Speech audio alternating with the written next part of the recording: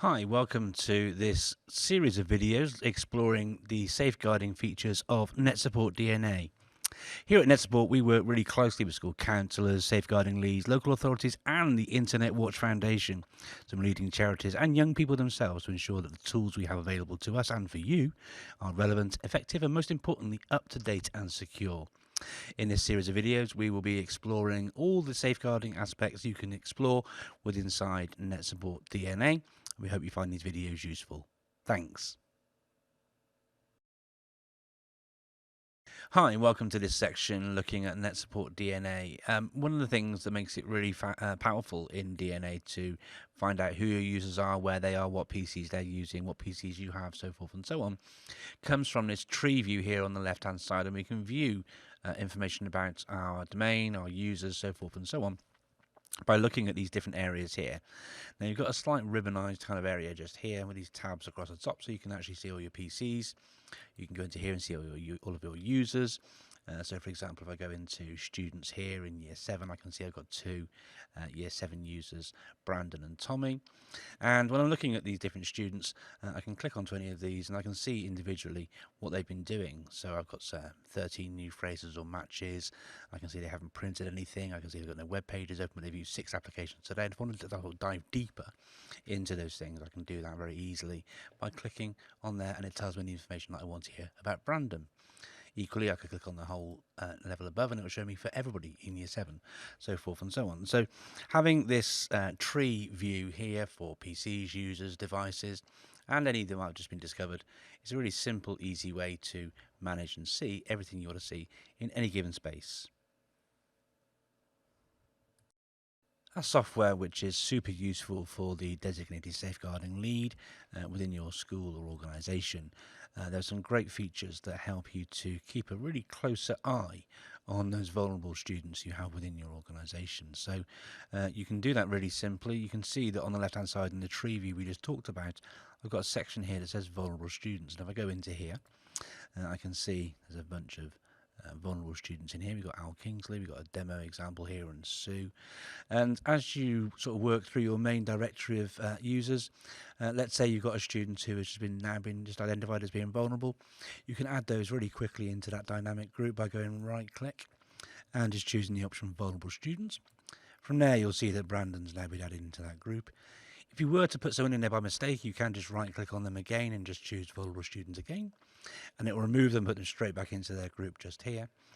But the beauty of doing that means that you can actually see in a glance and a heartbeat any issues related to some of your vulnerable students within your school. Now that in practice may often be going into the e-safety section just here. So you can see directly within here we've got some the phrase cloud has come up. Now this is showing it just for the user Brandon. As you can see, user Brandon just at the top here. But if you go into your overarching view within the tree view and click onto there, that will re-hit and sort of rebuild that phrase cloud for the entire organisation. And what's lovely as well with this feature is actually if you hover over any of these keywords, if you didn't know what a preteen goddess was, for example, you can get a little bit of information about what those different things mean just by hovering over them as well. And so that's how we can use how safeguarding staff can flag at-risk students on the system. That dynamic group is provided for you as well down the bottom here as we just talked through there. Another fantastic feature related to a more granular control within DNA for access to restricted websites and having that changed for different year groups is the ability to actually set things up particularly for a specific group of people. Now you can create those groups in lots of different ways, but the way in which you get into there and actually make those changes is simply by going to settings here at the top. When you're in settings, you want to just manage those existing profiles you have pulled across into DNA. So we choose the option manage existing profiles. Once we're in here, we'll change to the profile group that we want to actually change. So in this instance, I want to give year 9 access to, let's say, Facebook for some research that they're doing. So I can go to year 9, and from there I would choose the option settings on the right hand side just here. And that brings up the option to get into lots of different areas for changes, particularly for that particular profile for year 9. So obviously, I'm going to be going into internet metering in a second, but let's just take a second to look at the other options that are in here, because I think it's quite interesting. So we can change things around print monitoring, USB device control. It might be that older students are allowed to use USB devices. However you want to sort of think about these things, alerting, reporting a concern. All these different options can be tweaked now, particularly for that particular profile. I'm going to change and tweak internet metering. So I go into here, and there's lots of information here, which is super helpful, but to actually change that URL list and do it manually, so you can choose whichever sites you want that particular year group profile to be able to work with, simply go to manage. And once you're in there, you can drop on the little arrow here, go to add URL, and just put in the URL that you want to use. So I'll just type in https://facebook.com. Once that's typed in, I can simply go to OK. It drops it in there. I hit OK. I have to approve that. Straight away, happy days. The job is done. And so all the students in year 7, year 8 would not have access to that, but year 9 would. If you wanted to remove that later on, it's the same process again. Come back into this point here, go back to manage, and then click on the URL that they had approved, which was Facebook, and then simply remove it away again. Click OK, hit yes, so the changes take effect straight away, and the job is done. As you'll have noticed, the dashboard here within NetSupport DNA gives you lots of information.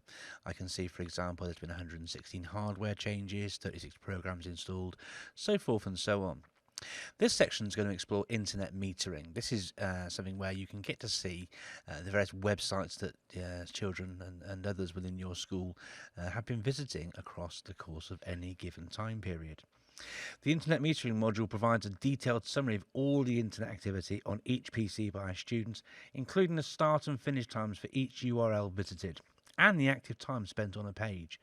And the results can be viewed just like we could a moment ago in the previous video, looking at the e-safety concerns with triggered keywords and things. Here we can actually look on a granular level for each year group or whatever setting you want by device or user, so forth and so on. So to get into this section, I simply go to internet metering here on the top just here. And by selecting that, I can now see all of the sites that have been visited across the given time period. So some of those things are quite nice and approved, and some of them we probably wouldn't want students to be looking at, like Roblox and Minecraft and so forth and so on. Now, that's viewing that information to me on a whole sort of school site level. Okay, so I've got netsupport.local selected here. But if I was to go, for example, into year 7, just here, it then changes, as you can see, and it shows me the sites that have been visited by year 7, or if I go to year 8, equally those sites visited for year 8, although there are none there, and then in for year 9, like so. So that's really, really useful, and results can be viewed by device, user, group, so forth and so on. That's really important online safety requirements in accordance with things like Prevent Duty and the KICSI and SIPA laws. Most states and areas around the world, do need to have some kind of appropriate levels of internet metering in place. It's important to note that NetSupport DNA is not a filtering solution. This is an additional tool that enables you granular control, applying policies to give more bespoke and time-based control over your preferences around the access that students in your school can have access to. So within NetSupport DNA, internet usage can be fully managed. We can have lists of approved and restricted URLs, and we can access that for going to our URL lists option just here. So these will be your available sites, your approved sites, your restricted sites, so forth and so on. And you can add these in very simply by going to the drop down, adding in URLs there. Same just here. And if there's anything you wanted to remove from these lists, simply click on to one of them and choose remove. Go into here, we can remove, so forth and so on. It would be easy to restrict everything that could be seen as being a risk, but the reality is that that's impractical, because if you block everything, then you don't have the opportunity that the internet can bring for learning, for research, for discovery, so forth and so on. So because DNA has been designed in a way that it has, it really does promote digital monitoring and encourages students to act responsibly when they're online. Now, the benefit of working like this is that you can actually easily bring in longer lists of approved and restricted URLs, including those filtering lists such as those from the Counterterrorism Internet Referral Unit, and sub and main URLs can be applied centrally in one lock stock way. So, yes, you've got your URL list option here. The drop down here provides things where you can do things to a specific year group. We can also do through the option just here is to actually bring in a complete URL list from somewhere else. You can copy it from one of your lists if you've already got one built in within the whole site as well. There are many ways in which you can actually bring together a really comprehensive coverage to ensure your students are kept safe and shepherded in the right direction to help them make those right choices around their online safety or their online work, promoting strong digital citizenship. The keyword and phrase monitoring features within NetSupport DNA are exceedingly powerful and really, really useful. The database of phrases and keywords that are held within inside NetSupport DNA, they come bundled within inside the software. There's a pre-supplied e-safety database of keywords and phrases. There's more than 14,000 terms in there, and the database covers a wide range of topics from self-harm, gambling, bullying, racism, to risks of radicalisation, drugs, sexual exploitation, and more. Now, these terms are regularly updated, and we can see these things actually in place. So rather than talk about it, I'll talk and show at the same time, so you can see what that might look like. So I've chosen my student group here at the top at netsupport.local. I then go to the area at the top here which says e-safety. If I go straight into here, I then get the extended menu across here. From here, I can go on to the phrase cloud option, and I can see all those keywords there. And as I shared in the previous video, you can see what these different terms mean if I click onto them. And when we sort of go onto them, we can click deeper into them and get some more information on those phrases as well. If you want to see what phrases there are within inside here as well, we go on to the e-safety option here and click on the little drop down. We can then go to manage keywords and phrases, and you can see all of those keywords that are in there.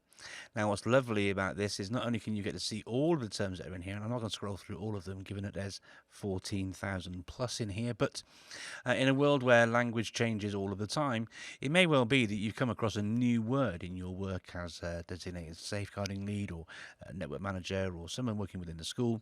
As a safeguarding user here on NetSupport DNA, what you can do is you can simply go to the word add here on the right hand side, and you can put the phrase in here. You can give it a little description. You can then categorize it, talk about what risk it brings through all of it, and then simply use add, and that will put that word, that phrase, into your list of keywords and phrases that will trigger different responses. And then recognizing that every school is different, and we all know that context is super important with these things, but it may well be that you've got a variety of languages within your school.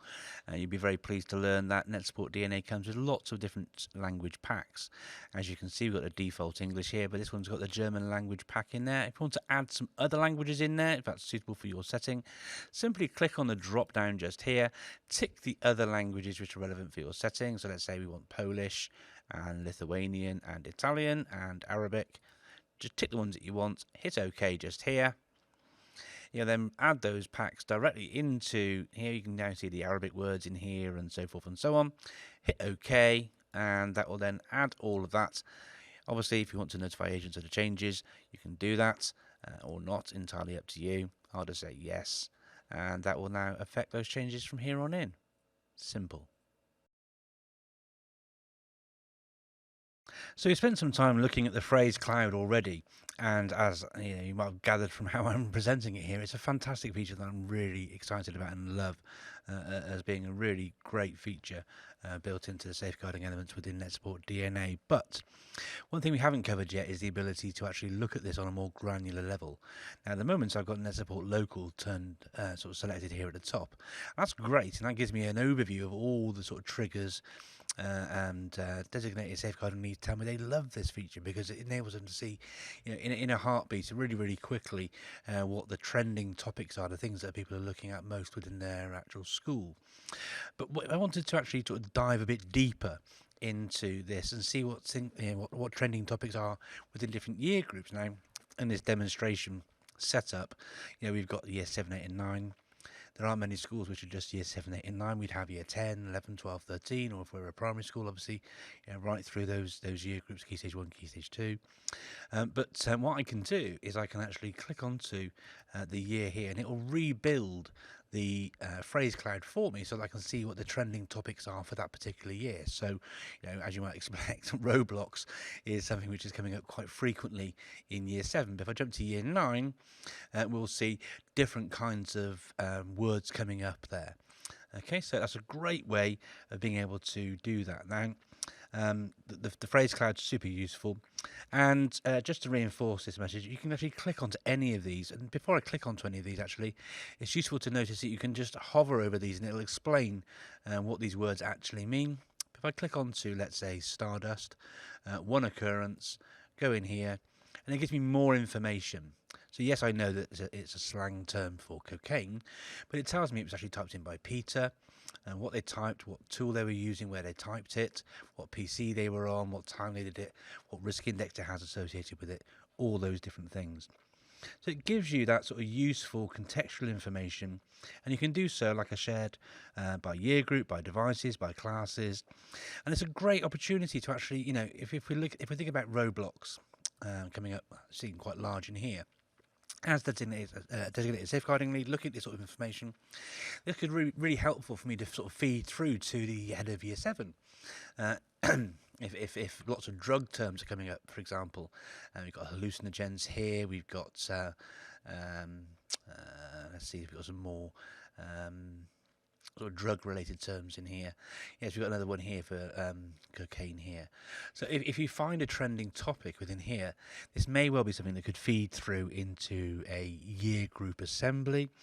If it's a group of students who are regularly typing these sort of things in, you could have a sort of peer session held together, starting those conversations so that things are really open and as you might want them to have.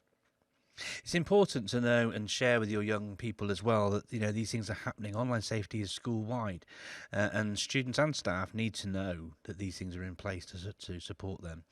It really helps the school as well know if needs be, are there any sort of training issues that might be needed around this. Now, it is useful that we have got these features where we can hover over and learn about these things. In actual fact, speaking with people with responsibility for safeguarding in schools, they tell me that actually having this little ability to get the definitions out like this is a form of CPD in and of itself. You learn new things from what the children are typing in. So there you go, phrase clouds and how you can actually look at those on a granular level and some of the ways in which you might want to use that to inform what you're actually doing inside your school. NetSupport DNA safeguarding features, as we've discussed previously, do trigger events. Now, a fantastic way of seeing those, as we've discussed previously, is this brilliant phrase cloud that shows us trending topics, where the words that come out larger have triggered more responses than those that are smaller. But on top of all of this, if you go into any of these and dive deeper, let's check out suicidal just here, we can see these are actually captured as individual events. This is great. You can get lots of information from this view here. You can see whether it's an in-progress activity, where it's happened, who was logged on, what they've typed and searched for, any sources that are there, the time, and the risk index is all visible here. What we can actually do on top of this, though, is then dive deeper into the information to help give us more context, think about how it's happened, so forth and so on. So if I double-click onto this entry here, we can see we've now got more information. And additional to the information we can see here, source and keyword severity, urgent priorities, so forth and so on. Across the top here, from the review section, we can go into the screenshot section when a keyword is triggered. DNA safeguarding features will take a screenshot of that event. So let's just make that a little bit bigger so you can see it here. There's a screenshot of the student who's typed in this search, what to do if I feel suicidal, in here. And what DNA will also do when it's a high severity trigger, in the video section, it will record a video of what's actually happening at any given time as well. So if I hit the play button here, we'll see the student typing in that search term as well. So this is really, really useful. According to how severe these are, staff can view these as a simple text record. We saw that in the review tab there. Obviously, we've seen the screenshots, and with a high severity instance, the screen recording is there as well.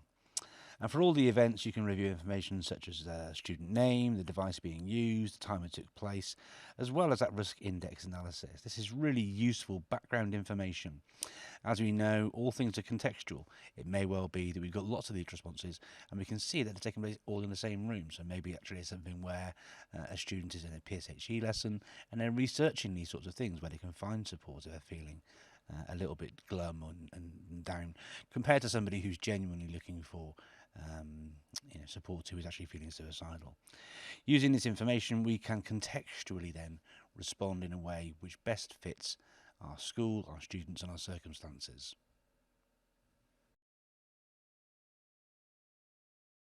As with many things in life, context is of paramount importance, and the contextual intelligence that we have within NetSupport DNA and its safeguarding features is super important.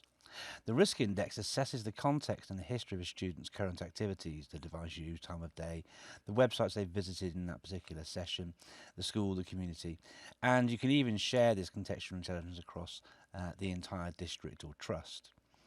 Now, you can monitor the concerning activity in a variety of languages. It could be your student's first language.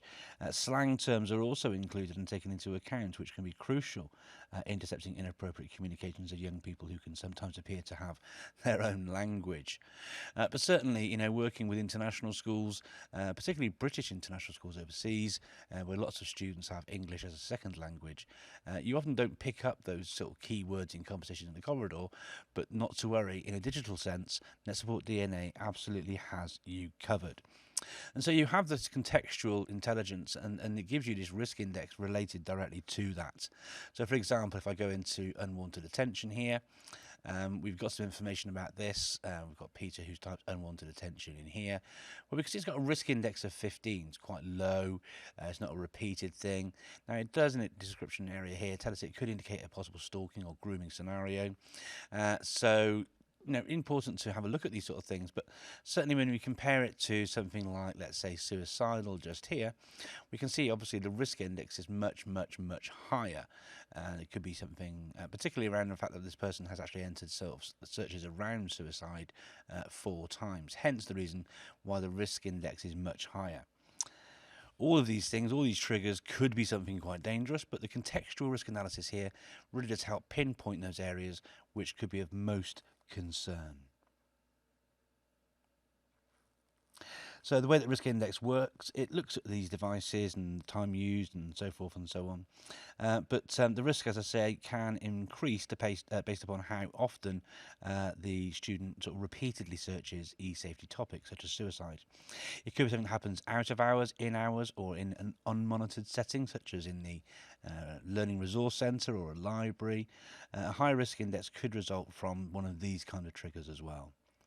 A lower risk index rating could come from searching a lower risk keyword in a local application during school hours that could have been used for curriculum topics. The contextual intelligence takes all of these things into consideration and allows you to prioritise those genuinely high risk alerts. Now, obviously, not all of these safeguarding features are available to all people.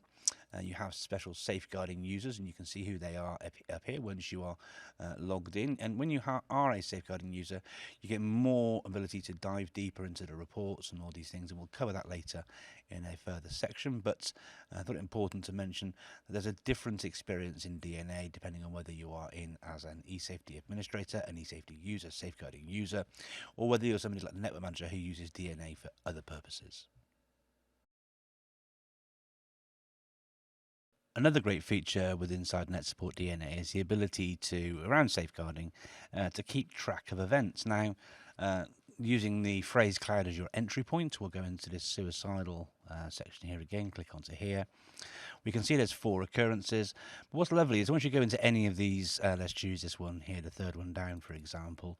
What's lovely is that whilst you can see the review of the notes, you can see where things are at and who's been working on it and so forth and so on. We can see the screenshot, we can see the video, so forth and so on. But the information that's in here is easily shareable. And as you'll probably notice, as I move through these various tabs on the ribbon, if I go to review, I can copy it. I can look at the history related to it. I can see who's actually been involved in viewing these different things and to who's viewed the screenshot. If I go into the video and look at the history here, I can see who's viewed the video and we've been watching it back through. I can email this information, I can print it out, I can take a snapshot of it, I can bookmark it, export the video on video, or if I go to screenshot, I can save that screenshot for easy sharing, export it to PDF, so forth and so on.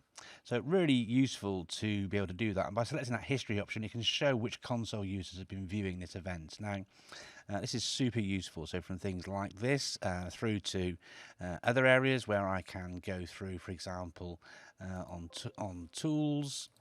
If I go to the right section, go to tools and manage AUPs.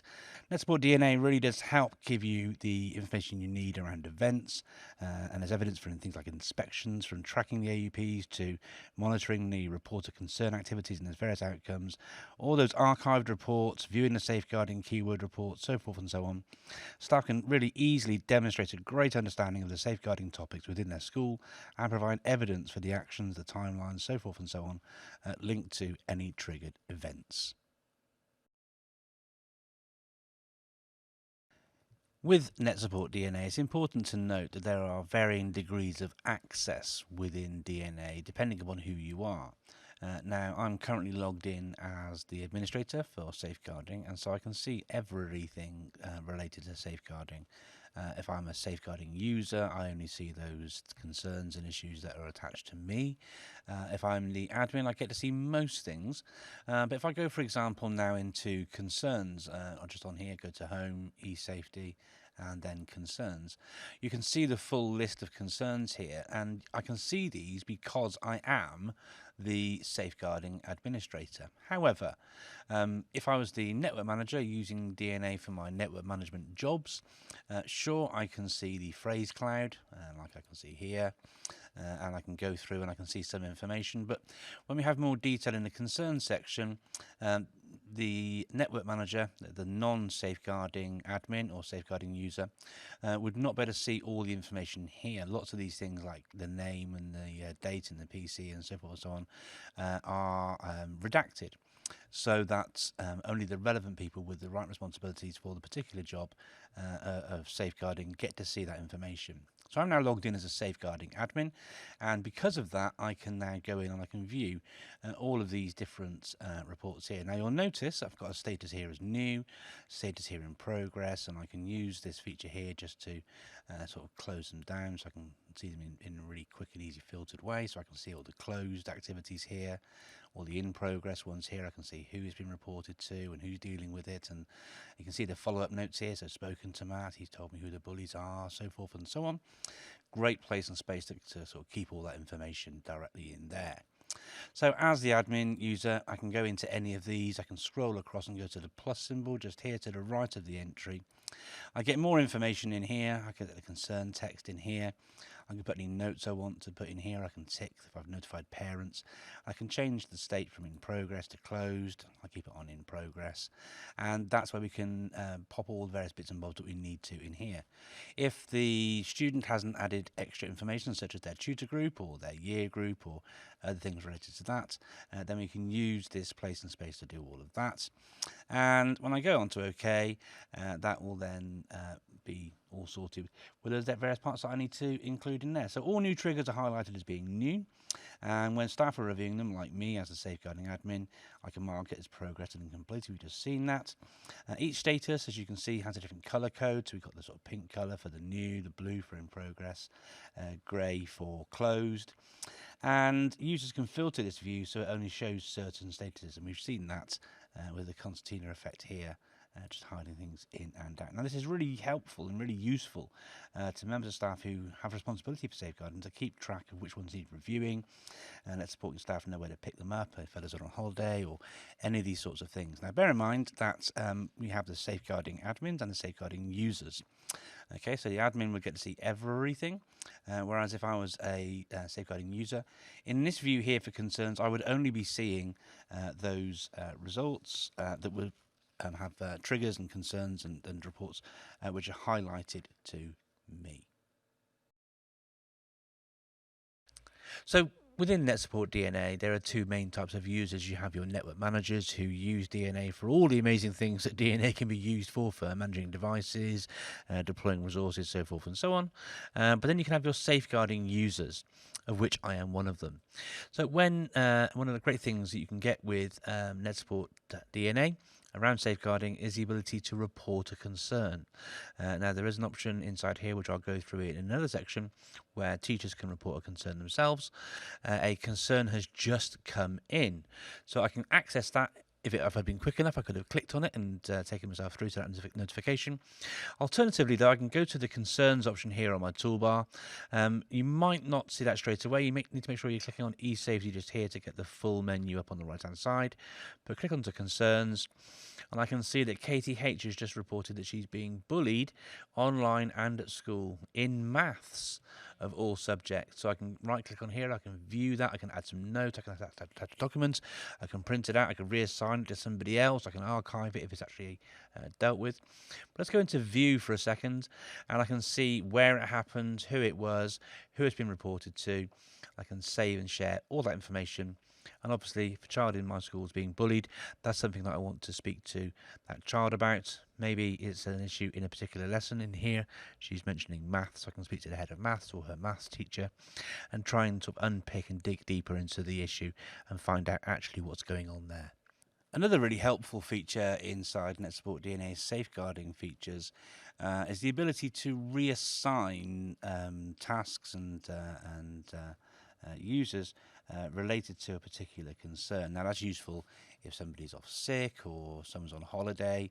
And whilst you might have teachers who have their generally set holiday sequence with half terms and various breaks at Christmas, Easter, and summer, office staff work differently, and they will take annual leave, as you might do in a normal organisation. So sometimes it's useful to be able to have the ability to reassign a task, a concern, to a different member of staff, and there are a variety of ways in which you can do that. The first step is to simply select the item, so we can do it just here. And you'll notice on the toolbar at the top, so long as we're in here, in the eSafety section, you can see the option here to reassign. Okay, and as you can see from the little pop-up, it allows you to reassign this concern to a different safeguarding user. Alternatively, I could just right-click on that particular user there, and you'll notice that reassign is in the contextual sub-menu here as well. So I click on reassign, and I can simply choose a different person who is a safeguarding user. So I'll change it to, let's say, Andy, and I hit reassign, and that will then reassign that task to Andy. Now, again, super useful for lots of different potential use case scenarios, but yeah, really helpful. And the additional thing to notice is that when this happens, and you may have noticed actually, if I just go back into here a second and go to reassign, you'll notice that everyone's email addresses are on the side over here. So what happens is once someone's had their concern reassigned to them, both yourself as a person reassigning it and the person who has that concern assigned to them will receive an email confirmation to say that reassignation has taken place, so they're fully aware of any activities they need to do to follow up and update and work on that particular concern in question. So here I am again logged in as a safeguarding user and safeguarding admin, in fact. And what I wanted to share in this section with you is how you can see a history of concerns. Now, when you work in education, you'll know that, unfortunately, if an incident happens with a student, sometimes it can happen on a repeated basis. Things around bullying, threats, so forth and so on. And so, part of that, and one of the difficult things as part of that job is to sort of unpick and think about the wider history of those different things that happen with those young people. So, a great feature hidden inside NetSupport DNA, not too deep and very easy to find, is the ability to look at a student's history of reports on the safeguarding side across a period of time. Now, please bear in mind this is only available if you're logged in as a safeguarding user or admin. And what you can do is you can simply choose one of the students from your list. So let's say, for example, I choose this one here. And bear in mind, we've pre-populated this with some dummy demo material. Okay, but I can, and you can just see a new entry just come in that I popped in a moment ago, actually. But if I click onto this one here from KTH, And you can see actually KTH has sent a few things through. If I go through into the phrase cloud, I can see on suicidal that KTH has put some things in here as well. So if I go back into my concerns section and I select this one here, we can see I've got this option here to go to history, and that shows all, as you can see from the little pop-up there, the contextual pop-up.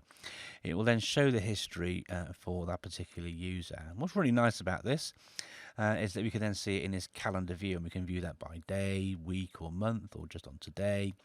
And from there we can then dive deeper into some of these things and look at them directly from the calendar, and like you can normally, you can print them, save them, so forth and so on. But it's a really nice way. So the job is very difficult, whichever way you look at it, when you're working in safeguarding. But the ability to use this feature to sort of track concerns, go through your weeks and see where they've sort of formed before, so forth and so on, is a really, really useful feature. And it gives you, the user, the ability to sort of review any patterns or details of issues raised over time.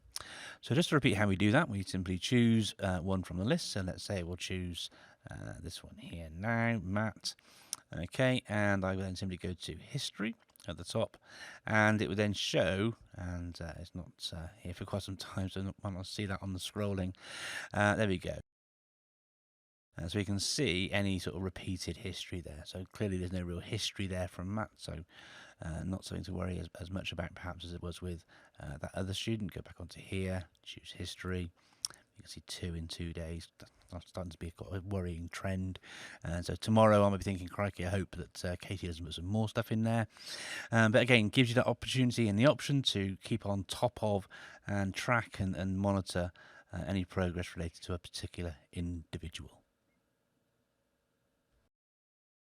So NetSupport DNA has many features related to safeguarding and keeping children safe in education, as you're probably aware. You're probably watching these videos because you are a NetSupport DNA customer and you want to find out more about the safeguarding features. One of the fantastic features within here is a collection of a plethora of safeguarding resources to help you, help the student in the school, which can be easily shared. And one of the ways in which you can access that is not through the phrases section here. If you go into home and then make sure you've got the e-safety option selected here, don't go into the phrases section, go into concerns, and you'll see that the ribbon on the end here changes, and you now have this section here called safeguarding resources. Now there are lots and lots of resources here. They are categorized and lots of information on each of these. So there's a description here, you've got a contact number, the website address, and the name of the organisation. So take the Internet Watch Foundation, for example. If you want to get in touch with them, go to their website there, use the contact form. If it was more directly with someone like the NSPCC or Crime Stoppers or Rape Crisis or wherever, then you have these all the information you need to share there. And if you go into region, you'll see, if I just change that, let's say, for example, to United States, you will then see the contextually relevant safeguarding resources available for that particular country. And as you'll see, we've got quite a few countries covered, from Australia to Canada to France to Germany, so forth and so on. So this is really nice and lovely, and it's fantastic to have knowledge of all the different tools that can help you in your work as a safeguarding lead or a safeguarding user within NetSupport DNA. Absolutely brilliant. But what you can also do within this section here, as you'll notice down the bottom, you have the option to exclude safeguarding resources from all keyword and internet monitoring. Now, you might be wondering, what does that mean? So what it means is, if a child by themselves chooses to go to, and I'll go back and use the United Kingdom example here. So let's say a child goes onto Childline using a school device, being monitored by NetSupport DNA, and goes in there or goes to Frank and wants to talk about, someone's trying to give me some drugs and I want to learn about this and all these sorts of things. You can make it so by ticking this box, if a student does that, they can do that confidentially. So any text or triggers that are typed in whilst on any of the sites that are listed within the safeguarding resources will be excluded from any of the results that are inside NetSupport DNA. Now, whether you choose to use that feature and have it excluded, or whether you'd like to still have it there to raise any concerns you may have, it depends on your context. As we know with the risk index, context is absolutely paramount. So think carefully about your organisation and what's relevant for you, your school, your children, your community, and make your own choice about how you'd like to use that. However, we like the fact that we can give you that option should you want to actually take it and use it and all of that. So here we have instant access to lots of online support resources covering topics such as FGM, drug addiction, grooming, bullying, and they're all available from the NetSupport DNA safeguarding icon on a PC. Staff can also manage the pre-populated list, and so if you find an extra resource that you want to add into here, it's simply a case of going to add and then fill in the information, so the name, the URL, any phone numbers if possible or relevant, and a little description, and hit OK, and that will be added into your list. And so this is a nice way, again, making the choice on the bottom here. If you want students to have confidentiality in these sorts of things, if students don't feel comfortable reporting these concerns, it at least gives them those resources to help them access help externally from the school should they wish to. Now, whilst DNA will track the keywords and various things being typed into devices across your setting, sometimes children do report safeguarding issues, not digitally but orally. Through conversations. It could be to a form tutor, it could be to you directly as the safeguarding lead, but you still want a means and way of actually keeping a record of all of these different sorts of conversations. Certainly very, very important, and you can add these sorts of concerns into DNA yourself manually. When logged in as a safeguarding user, simply go to the home ribbon like where you can see right now, and then if you go into eSafety, you'll then notice on the far right hand side we've got a bunch of options in here, one of which is add concern.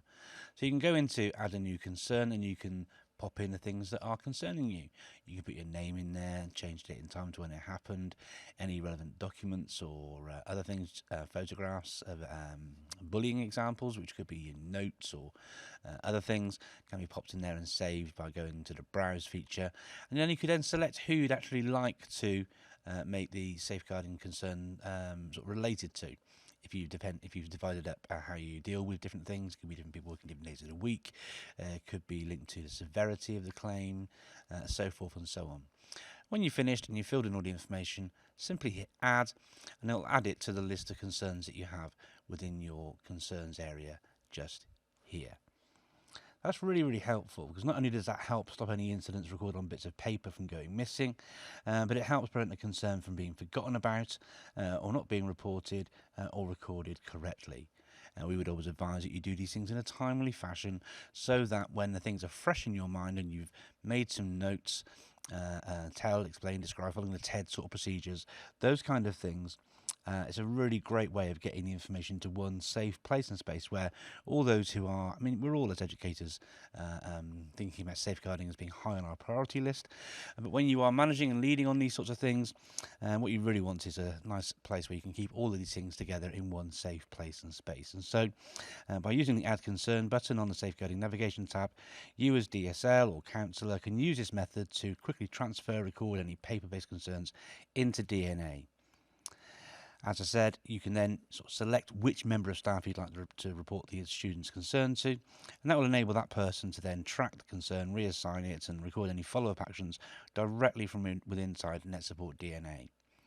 And like with all of these different concerns, you can print out records, you can share them easily, group them together, all sorts of things to help you manage and make your job, which is a difficult job, let's be fair, being the DSL or counsellor within your school. It helps make that job that little bit easier. And you can be safe and peace of mind that the work you're doing is all safe and collected together into one safe place and space. So one of the great features about NetSupport DNA and all the various features that are in here, of which there are quite a few, is the flexibility that having all these options available to you can give you. Now, in previous videos within this training session, you'll have seen me show you previously how to do things around internet metering, and here we can go to URL lists, and within here we can add our approved sites, restricted sites, all this sort of thing. Okay, which enables you to shepherd students into making good choices about the sites they visit and so forth and so on. Equally, though, we can do a similar thing with the programs, apps, so forth and so on that you might have installed on your devices across your whole IT sort of estate. And we can do that through the option which is just to the right of internet metering, and we call that application metering. Now, please bear in mind that you need to be logged in as an administrator rather than being your safeguarding user or safeguarding admin. You need to be in here as an admin to do this kind of activity. And what we're going to do, we're going to jump into here now. We're going to go to restrictions, and we're going to sort of think about a scenario using a game which comes installed as standard on Windows devices, 3D Pinball. Now, obviously, during the school day, you don't want 3D Pinball being available, but it may well be the case that you want to have 3D Pinball available for sort of before school and after school clubs. So I'll talk you through how you go about doing these sorts of things. So the first thing to do is to select the item on your application list here, like so. The next thing to do will be to go through and choose whichever PC suite or set of machines you want to be sort of restricted or restricting and opening up for these particular purposes. So I'm just going to jump into the AD containers just here. I'm going to go to local, and I'm going to go to students, and I'm going to go to year 9, year 8 and year 7. Alternatively, if you've got it all depends on how you've got things set up. And I could, for example, go through instead into departments, and in here we've got some sort of fake schools set up. So I could choose Kingsley College, and I could just choose all of the devices in Kingsley College. We can see it's 131 of 262 of the total that are available within the entire setup. So there we have it, set up 131 of 262.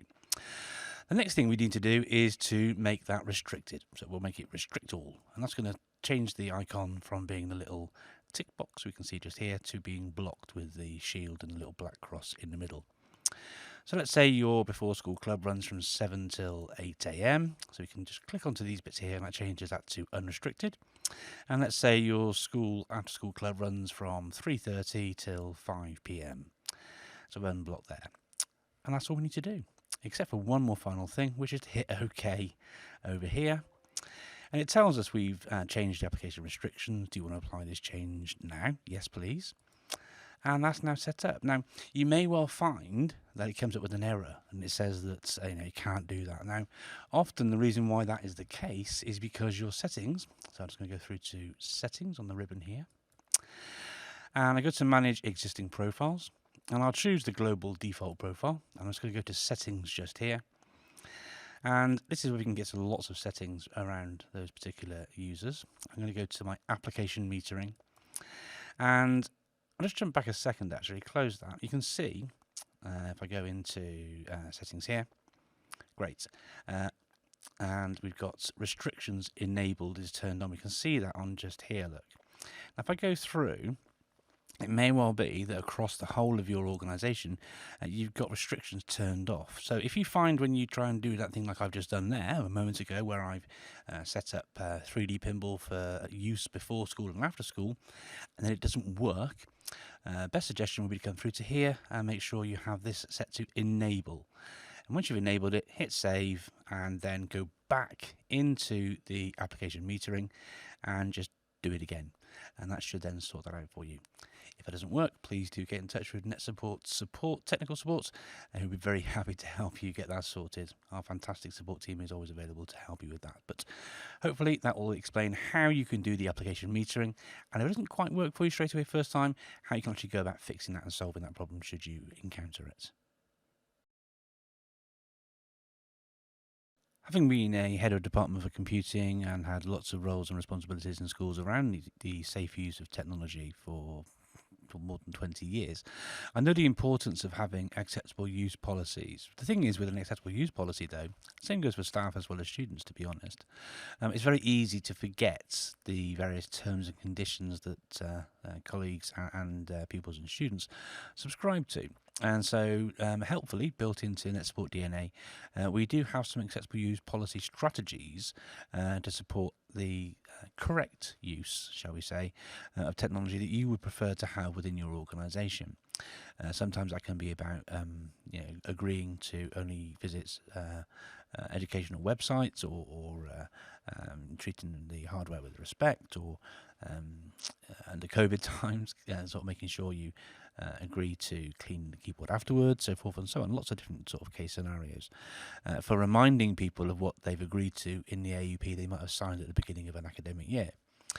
So what we can do with NetSupport DNA is we can actually go through to the tools section here on the ribbon, and we've got our manage AUP section just here. So if I choose that, you can see we've got a few example scenarios and example accessible use policies available just here. We've got one for pupils, we've got one for staff, we've got one for visitors to the trust. And these will present themselves once they log on to a device and they click to confirm that they've been accepted. So for example, if I click onto this one here, I can see it's assigned to certain users, to pupils, and you assign them through going to the assign section here, and then using the tree feature, choose those people which are relevant for that one. And we can see that this policy has been accepted 3 times by 3 users. So we've got these in here, and that's why we can manage all these different things. And I can sort of click onto this one here and go to edit and tweak it and change it at some point in time. I can't do it straight away because it's in use right now, so I'd need to duplicate that and then edit it then. But the thing I wanted to point out as well is that, and this is a really nice feature again within DNA, is if we go to new just here, we can start with a blank one, and this is where we could duplicate the one we've already got here. So it's an easy to find option through new and then duplicate. But what's lovely is we've got some example templates. So for example, if we've got one around sort of health and social distancing, we could just choose that one there like so. And then it comes up, and you see we've got like a little WYSIWYG, what you see is what you get text editor. And we've got the sample sort of text and things in place just here. Must wear a PPE or face masks and so forth and so on. And if we're happy with that, we can just click OK. If we want to change something, we can just highlight it and just change that, say, sort of straight away instead of immediately. Use some simpler language. And when you're happy with it, all you have to do, and you can say format it with different fonts and sizes, make it bold, underline, change the colour to sort of stress things. You might want to make the sort of title here a different colour, so you can just choose from the drop down the colour red, let's say, for example. So lots of opportunities to sort of tweak it and make it your own, but a good starting point to have the sort of sample text here first to help you start and so forth and so on. So when you've changed all of those things in there, simply go to OK, give it a name, so we'll call it example, and we'll just call it health and safety, like so. We could go in and put more description. We can make an option where a user can decline the policy, and you can make it that if they don't agree with it, they log straight out of the computer. So we can tick that if we want to, for example. And we can choose the frequency, so show every time someone logs in, once per user. You can show it every time a user logs in, once per user, show once per user, so forth and so on. You can have an acknowledgement of none, or user must tick the box, or they must enter their name. So lots of things we can do to pop those things in place and make sure they're checked and so forth and so on.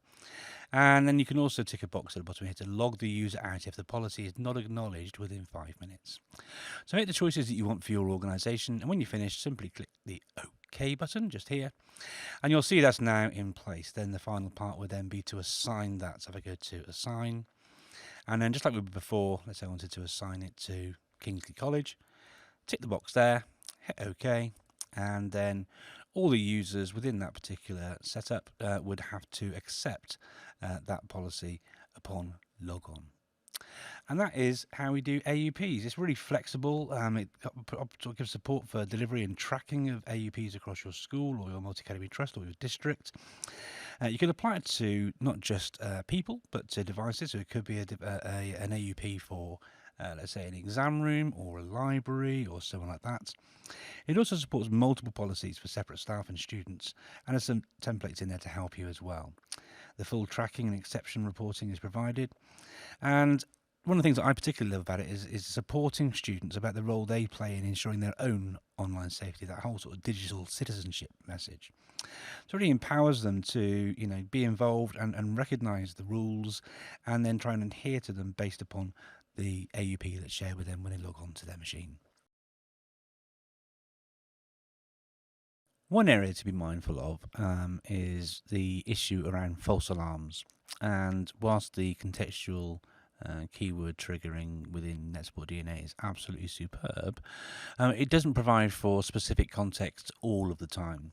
And to help the software learn, what we can do is we can pick out certain keywords that come up, for example, within the phrase cloud that we can see here on the screen in front of us, and then we can assign that to be a false alarm. Now, obviously, things like, so I'm going to have to just hover over these words rather than say them to save my embarrassment. But some of these words are clearly going to be, required to stay in there. Okay, things around suicide, for example, radicalization, jihadism, some sort of words to describe bedroom behaviours, shall we call them. But some words, for example, like spice over here, might come up quite frequently because students are busy working in food technology. Now, what you can do is you can set certain words to be set up and shared as false alarms. You've gone through, you found out that the person, if we go into spice, for example, here, I can go and see Peter and say, but sir, I was in food technology. And I double check with their teacher, Mr. Champion, and Mr. Champion said, no, we were looking at spicing on curries or whatever it is we were doing. So what I can do, now that I'm actually in this bit here, I can go into here and I can choose the option on the toolbar up here called false alarm. So go into here and choose false alarm, and that's now set as a false alarm. I can add a little note in here if I want to and say this was triggered in Mr. Champion's lesson. So I'll just put Mr. Champion just to save time while I'm presenting and recording right now. And once I've done that and I've popped that in there, I can add that through like so. And a little note there tells everyone why it's a false alarm, so forth and so on. So really helpful. Nice little addition on here. It doesn't remove spice from being a keyword trigger because, as you can see, it is a synthetic cannabis. It's highly addictive and so forth and so on. Okay, so obviously it's a keyword. We want to remain in there, but in this instance, very clearly, we've been able to pop it in there and talk about it as being a false alarm in this particular instance. And that's how you add in false alarms in NetSupport DNA. As we've shared a few times in these various videos showing you the safeguarding features here in NetSupport DNA, we've talked about how important context is. Now, we know this in so many different ways, but some things are priorities in one school compared to another. Let's take a bit of a craze around a certain thing, around some bullying or some potential sexual behaviours or conversation, derogatory terms, and something is a real focus for the school. Let's say they're using a particularly bad word. Lots of people are saying it, typing it in messages, so forth and so on, and it's a target for you as a school to try and reduce that. So what you can do is, if you come through from the main home ribbon and then click onto eSafety, what you can then do is go through to the phrase list just here. And what you can do is you can change the severity of a word, of a keyword. So every keyword and phrase inside NetSupport DNA that's being sort of captured through the safeguarding software can have its own, does have its own individual severity level. Now, whilst we set those as standard, as you can see, each of these have got their own sort of priority levels. Some are off, some are set to low, and you can change each of these different words. But let's say, for example, students are using the inappropriate word here. Okay, and I want to change that severity because it's something that's being used frequently. We want to try and sort of stamp it out of its use in the school and all these different things. So to modify the level, to sort of create a higher alert with it, what we can do is you can go into here, and actually this process can be true for everything. And there are an awful lot of keywords, as we can see from just some simple scrolling quickly there. But if I wanted to change the severity of this particular word or anything else related to that word, actually, if I simply go to the word modify over here on the right hand side, now that I've got the word selected, go to modify, and within here I can change the priority level. So it's currently set to low. I could turn it off if I wanted to, medium, high, urgent.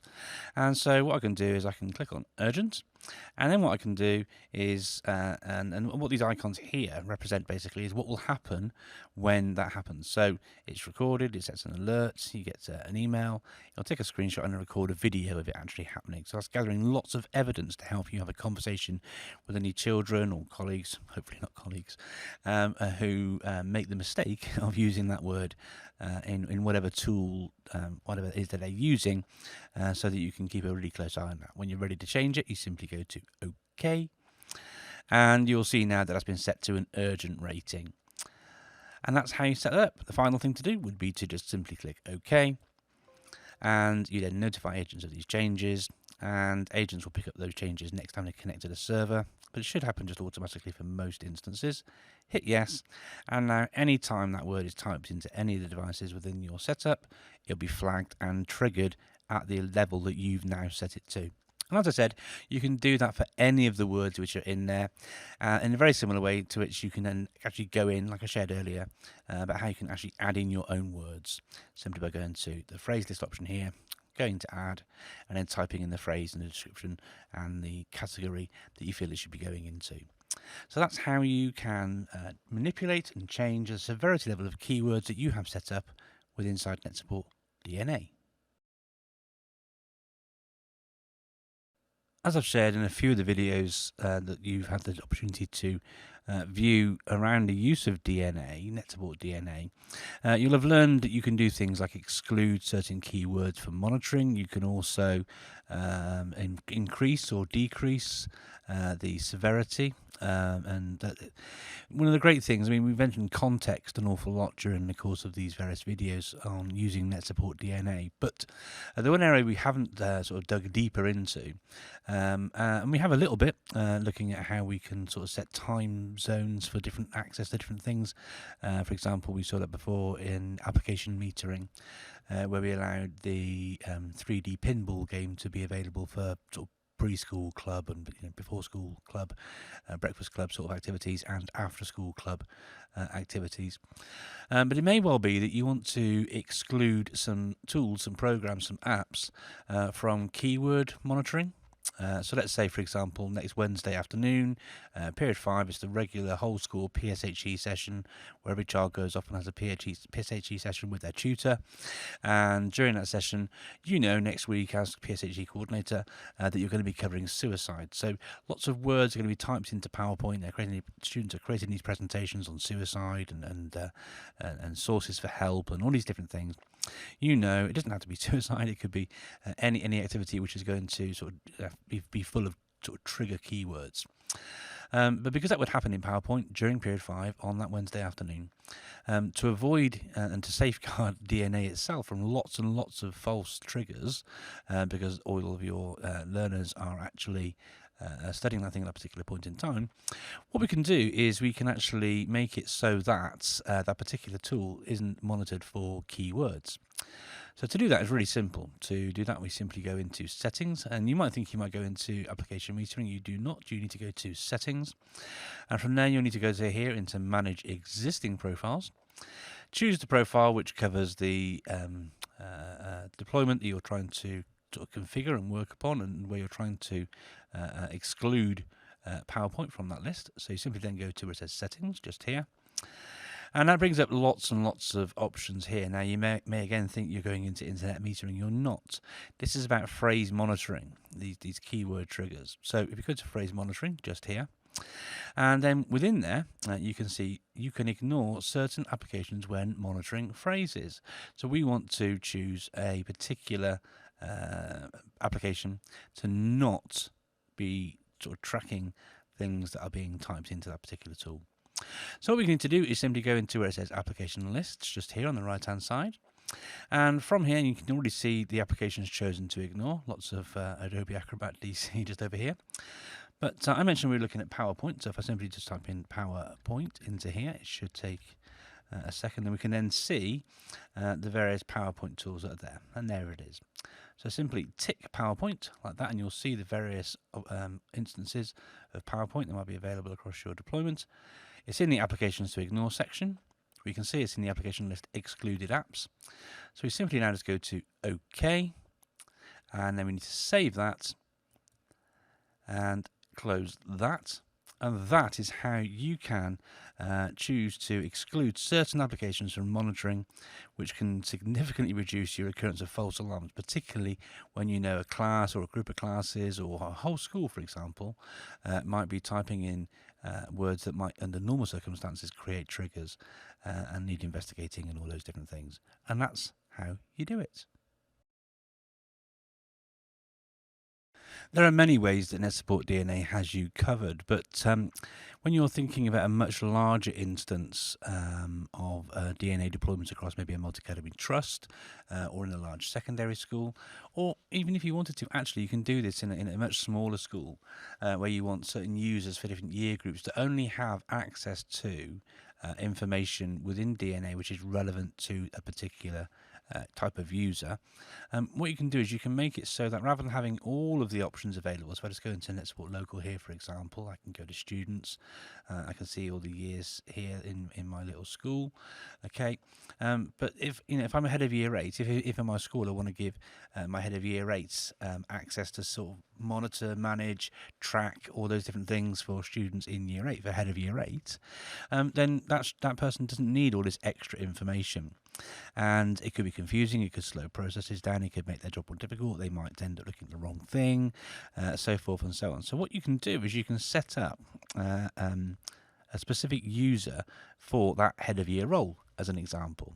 Okay, if you're looking to find out how to set those users up, then please do check in our notes below, and in those notes it'll take you through to a guide where you can sort of go through it, and which is quite a high level activity, which we're not going to cover during this particular recording. But what I am going to show you is how that would then view for that particular person, and you can probably guess what it'll be like, because basically it's going to be all of this stuff removed and only the things which are left which are relevant. So if I just close DNA here for a second. So what I'm going to do now is I'm going to go to NetSupport DNA console, and as you'll know, when you go on in, you need to put in your username and password. So I'm going to pop in the name this time of Ben. I'm going to pop in my very secure password like so, and it should now log me in as the head of year 8. And as I go into here, we can see that I've only now got access to year 8, so I can only see the year 8 information. So that makes it much easier for me as the head of year 8 to see all the things which are relevant to my year. It probably requires less training. I'm only being shown how to do things which are relevant to my year group, so forth and so on. So as you can see, very helpful, and this can be used in lots of different ways. So when you use NetSupport DNA across schools or big districts or multi-academy trust, or on an operational level, it's great to be able to see, at a strategic level, it's great to be able to see absolutely everything that's available across your entire IT real estate, but not everybody needs to see all those things. So what you can do is start to sort of break it down at a more sort of operational level, and then this feature allows a school to see its own data rather than other schools within your district or within your multi-academy trust, it really helps you to only see your own data, helps you be more mindful around GDPR across your particular school within your bigger, wider organisation. Lots of fantastic benefits from working in this kind of a way. And how nice it is to see these things here just for the year 8 group. There's only 3 concerns coming up with safeguarding here, only 26 phrase matches, so forth and so on. They're all low level, and so the dashboard becomes much more relevant to the person using it. Now obviously we can do that when we break things down on the side by clicking onto the different sections, and the right hand side here will always update. But in a way we want to try and make technology as easy as possible for its users. This is a great way of making it really pertinent for those specific users within those specific settings. Thanks.